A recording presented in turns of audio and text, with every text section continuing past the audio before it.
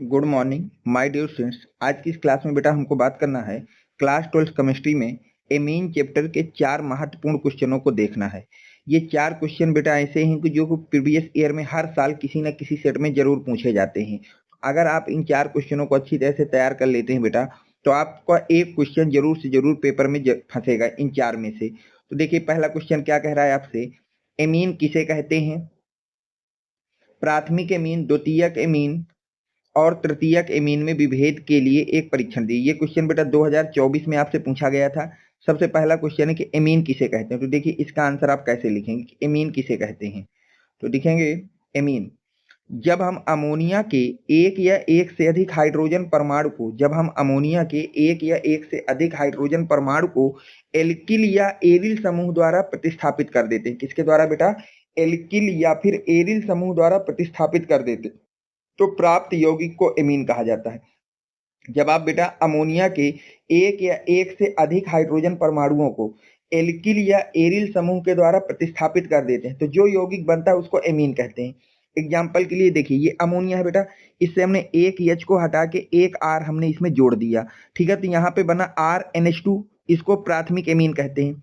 अब हमने प्राथमिक एमीन से एक H और हटाया, फिर से R जोड़ दिया, तो बना बेटा NH ग्रुप अगर कहीं पर लगा है तो इसको बोलते हैं सेकेंडरी एमीन।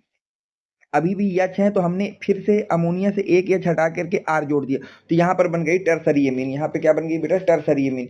तो इस तरह से आपको याद रखना है बेटा कि जब आप अमोनिया के एक या एक से ज्यादा हाइड्रोजन परमाणु को एल्किल या एरिल समूह द्वारा बदल देते हैं, तो जो यौगिक प्राप्त होता है उसी को हम लोग क्या कहते हैं बेटा? एमीन कहते हैं। यहाँ तक हो गया। उदाहरण के लिए हो गया बेटा आपके पास एथिल मेथिलेमीन, ये आपके उदाहरण हो गए, ठीक है। अब हम बात करते हैं बेटा, हमसे और क्या इस क्वेश्चन में पूछा गया है, प्राथमिक एमीन, द्वितीयक एमीन और तृतीयक एमीन में विभेद के लिए एक परीक्षण लिखिए। अब आपसे कह रहा है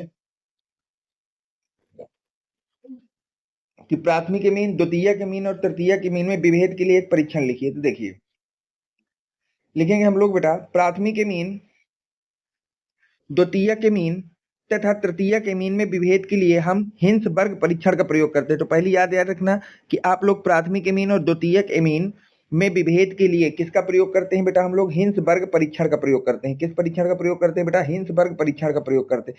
अब ये परीक्षण कैसे, इसकी बात करते हैं। तो हम हेडिंग डालेंगे बेटा, प्राथमिक एमीन की पहचान। किसकी पहचान बेटा? प्राथमिक एमीन की पहचान।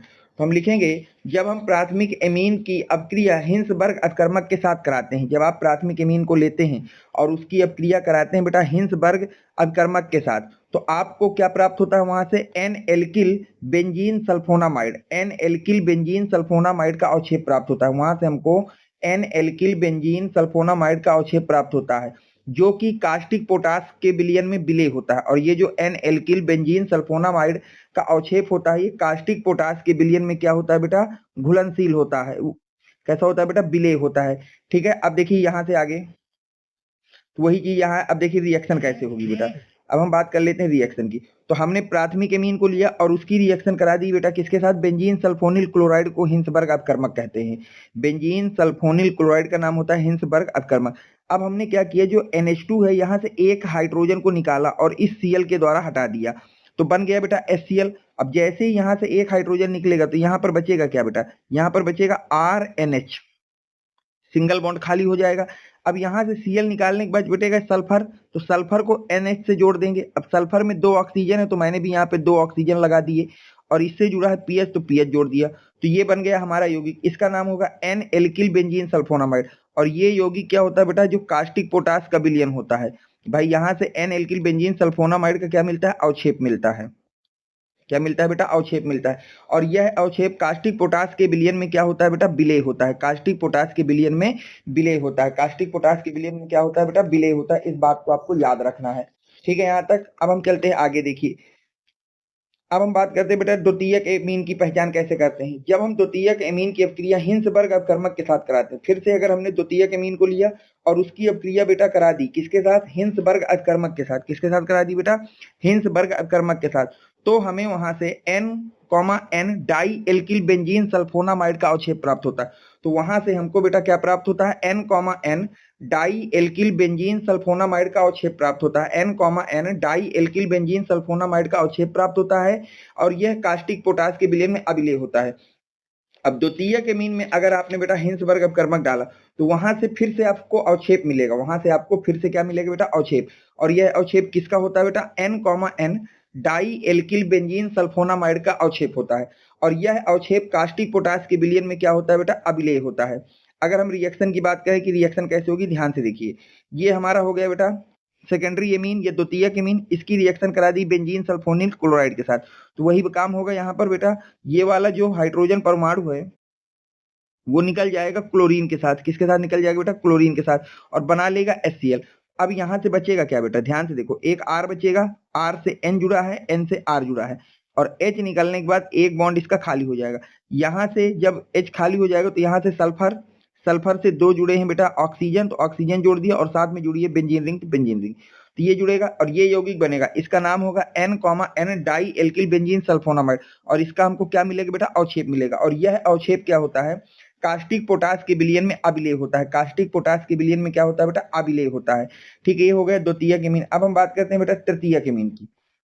तो अगर आपको बात करनी है बेटा तृतीयक एमीन की पहचान करनी है, किसकी पहचान करनी है बेटा, तृतीयक एमीन की, तो देखिए कैसे करेंगे हम लोग। जब हम तृतीयक एमीन की अभिक्रिया हिंसबर्ग अपकर्मक के साथ कराते हैं तो कोई अपक्रिया नहीं होती। अब क्या होता है बेटा, अगर आपने तृतीयक एमीन को लिया और इसकी रिएक्शन करा दी हिंसबर्ग अपकर्मक के साथ, तो वहां पर कोई अपक्रिया नहीं होती। क्यों नहीं होती, क्योंकि यहाँ पर तृतीयक एमीन के पास कोई हाइड्रोजन परमाणु तो है नहीं जो यहाँ से क्लोरीन को निकाल सके। यहाँ पे कोई हाइड्रोजन परमाणु नहीं होता, और हाइड्रोजन परमाणु न होने का ये क्लोरीन यहाँ से निकल नहीं पाता, इसलिए यहाँ पर कोई रिएक्शन नहीं होगी। तो ये प्रॉपर आंसर है बेटा इस क्वेश्चन का। मोस्ट इंपॉर्टेंट क्वेश्चन है। इस क्वेश्चन को आप श्योर कर लीजिए कि बोर्ड के पेपर में जरूर से जरूर आपको मिलेगा देखने को। अब हम बात करते हैं बेटा नेक्स्ट क्वेश्चन की। देखिए कौन सा है जो आपको तैयार करना है। अगला क्वेश्चन आपको तैयार करना है बेटा कि मेथिल एमीन अमोनिया से अधिक क्षारीय क्यों होता है। अब वो कह रहा है कि जो मेथिल एमीन होता है, मेथिल एमीन क्या होता है बेटा, CH3NH2, इसको बोलते हैं मेथिल एमीन। ये ज्यादा क्षारीय है, किससे बेटा, अमोनिया की तुलना में। किसकी तुलना में बेटा, अमोनिया की तुलना में। इस बात को समझाना, ये क्वेश्चन 2022 में बोर्ड में एक बार रिपीट हो चुका है और इस साल के लिए भी मोस्ट इंपॉर्टेंट क्वेश्चन है। तो देखिए इसका आंसर हम लोग कैसे देंगे। मेथिल एमीन अमोनिया से अधिक क्षारीय होता है। जो मेथिल एमीन होता है वो अमोनिया से अधिक क्या होता है बेटा, क्षारीय होता है। ऐसा क्यों होता है, क्योंकि मेथिल एमीन में उपस्थित जो मेथिल समूह होता है, जो मेथिल एमीन में मेथिल समूह होता है बेटा, ये कैसा प्रभाव लगाता है, धनात्मक प्रेरित प्रभाव लगाता है। ये क्या लगाता है बेटा, धनात्मक प्रेरित प्रभाव लगाता है, जिसके कारण नाइट्रोजन परमाणु पर इलेक्ट्रॉन घनत्व बढ़ जाता है। जिसके कारण जो आपका नाइट्रोजन परमाणु है उस पर क्या होता है, इलेक्ट्रॉन घनत्व बढ़ जाता है। और इस इलेक्ट्रॉन घनत्व के बढ़ने के कारण मेथिल एमीन अपने इलेक्ट्रॉन युग्म को अमोनिया की तुलना में आसानी से दूसरे को डोनेट कर सकता है या त्याग सकता है। क्योंकि अमोनिया के पास कोई धनात्मक प्रभाव वाला ग्रुप नहीं लगा होता है, इसलिए इसके जो इलेक्ट्रॉन को डोनेट करने की या त्यागने की क्षमता वो कम होती है। किसकी तुलना में, मेथिल एमीन की तुलना में। तो यही रीजन है कि मेथिल एमीन ज्यादा क्षारीय होता है किसकी तुलना में, अमोनिया की तुलना में। क्योंकि मेथिल एमीन में लगा है मेथिल ग्रुप, मेथिल ग्रुप क्या करता है, अपने इलेक्ट्रॉन दे देता है नाइट्रोजन को। किसको दे देता है बेटा, नाइट्रोजन। अब नाइट्रोजन के पास इलेक्ट्रॉनों की अधिकता हो जाती है, जिसके कारण इस इलेक्ट्रॉन को ये आसानी से किसी दूसरे को दे सकता है। अब यहाँ पर अमोनिया के पास कोई इलेक्ट्रॉन देने वाला समूह नहीं, यह धनात्मक प्रेरित प्रभाव लगाने वाला कोई समूह है नहीं, तो यह अमोनिया मेथिल एमीन की तुलना में थोड़ा अपने इलेक्ट्रॉनों को उतना जल्दी नहीं दे सकता जितना जल्दी मेथिल एमीन दे सकता है। तो ये इस क्वेश्चन का आपका बेटा प्रॉपर आंसर था। अब हम बात करते हैं बेटा क्वेश्चन नंबर 3 की, कि क्वेश्चन नंबर 3 क्या कह रहा है। ये भी बहुत ही ज्यादा इंपॉर्टेंट क्वेश्चन है बेटा। कह रहा है कारण बताते हुए निम्नलिखित की क्षारकता का बढ़ता हुआ क्रम लिखिए। ये 2020 में बेटा आपके बोर्ड के एग्जाम में पूछा जा चुका है और इस साल के लिए भी मोस्ट इंपॉर्टेंट। आपको देखिए एमीन दी है कुछ, ये हो गई अमोनिया, ट्राईमेथिल एमीन, मेथिल एमीन और डाईमेथिल एमीन, और इनको आपको क्षारकता के बढ़ते क्रम में लिखना है और उसका कारण लिखना है, ऐसा क्यों हो रहा है। तो देखिए हम जानते हैं कि धनात्मक प्रेरित प्रभाव वाले समूह की उपस्थिति में एमीनों की क्षारकता बढ़ जाती है। अगर बेटा आपका धनात्मक प्रेरित प्रभाव वाला समूह लगा है तो जो आपकी एमीन होती है उसकी क्षारकता बढ़ जाती है। पहला तो ये बात हम जानते हैं, धनात्मक प्रेरित प्रभाव वाले समूहों की संख्या जितनी अधिक होगी, धनात्मक प्रेरित प्रभाव वाले समूहों की संख्या जितनी अधिक होगी, एमीनों की क्षारकता भी उतनी ही अधिक होगी। और जितने ज्यादा धनात्मक प्रेरित प्रभाव लगाने वाले बेटा समूह होंगे, एमीन की क्षारकता भी उतनी ज्यादा होगी। तो देखिए इसमें से सबसे ज्यादा क्षारीय हो जाएगा बेटा ट्राईमेथिल एमीन, उससे कम होगा डाइमेथिलेमीन और उससे कम होगा मेथिलेमीन और सबसे कम होगा बेटा अमोनिया। ये इसका देखिए करेक्ट आंसर हो जाएगा कि सबसे ज्यादा प्लस आई इफेक्ट कहाँ लग रहा है बेटा, तीसरे में। क्यों, यहाँ पर तीन तीन ग्रुप हैं जो प्लस आई लगा सकते हैं, यहाँ दो दो ग्रुप हैं, यहाँ एक ही ग्रुप है, यहाँ कोई भी प्लस आई वाला ग्रुप नहीं है। तो अगर मैं क्षारकता का क्रम लिखूं तो क्षारकता देखिए सबसे ज्यादा किसकी हो जाएगी बेटा, ट्राईमेथिलेमीन की, उससे कम डाईमेथिलेमीन की और उससे कम किसकी हो जाएगी बेटा, मेथिलेमीन और सबसे ज्यादा अमोनिया की। ऐसा होना चाहिए था, परंतु ऐसा होता है किसमें, गैसियस फेज में। किसमें होता है बेटा, गैस अवस्था में। ये बात याद रखना, ये जो हम क्षारकता लिख रहे हैं ये किस अवस्था में लिख रहे हैं बेटा, गैसीय अवस्था में लिख रहे हैं। किस अवस्था में लिख रहे हैं बेटा, गैसीय अवस्था में लिख रहे हैं। ठीक है, लेकिन अगर इसी को हमने जलीय अवस्था में लिखना होता, यही क्रम हमको लिखना होता जलीय अवस्था के लिए, तो जलीय विलयन के लिए इसकी क्षारकता का क्रम होता है बेटा, सबसे ज्यादा सबसे कम क्षारीय होगा अमोनिया, उससे ज्यादा क्षारीय होगा मेथिलेमीन, उससे ज्यादा क्षारीय होगा ट्राईमेथिलेमीन और ट्राईमेथिलेमीन से ज्यादा क्षारीय होगा, ट्राईमेथिलेमीन से ज्यादा क्षारीय होगा डाईमेथिलेमीन। तो याद रखना बेटा, विलयन में सबसे ज्यादा क्षारीय होता है डाईमेथिलेमीन, जबकि गैसीय अवस्था में सबसे ज्यादा क्षारीय होता है ट्राईमेथिलेमीन। तो ये बात याद रखना कि जो ऊपर वाला क्रम है ये गैसीय अवस्था के लिए, नीचे वाला है आपका जलीय विलयन के लिए। तो इस बात को आपको याद रखना है। ठीक है, अब हम चलते हैं बेटा नेक्स्ट क्वेश्चन में कि अगला क्वेश्चन आपसे क्या कह रहा है, और ये लास्ट क्वेश्चन है। देखिए ये भी बहुत ही ज्यादा इंपॉर्टेंट क्वेश्चन है। अब आपसे कह रहा है बेटा, aliphatic amine 1 degree 2 degree 3 degree की घुलनशीलता की विवेचना करना है। एलिफैटिक जो एमीन है उसकी घुलनशीलता की आपको क्या करना है बेटा, विवेचना करना है। ये क्वेश्चन 2019 में बोर्ड में एक बार पूछा जा चुका है और इस साल के बोर्ड एग्जाम के लिए भी मोस्ट इंपॉर्टेंट क्वेश्चन है।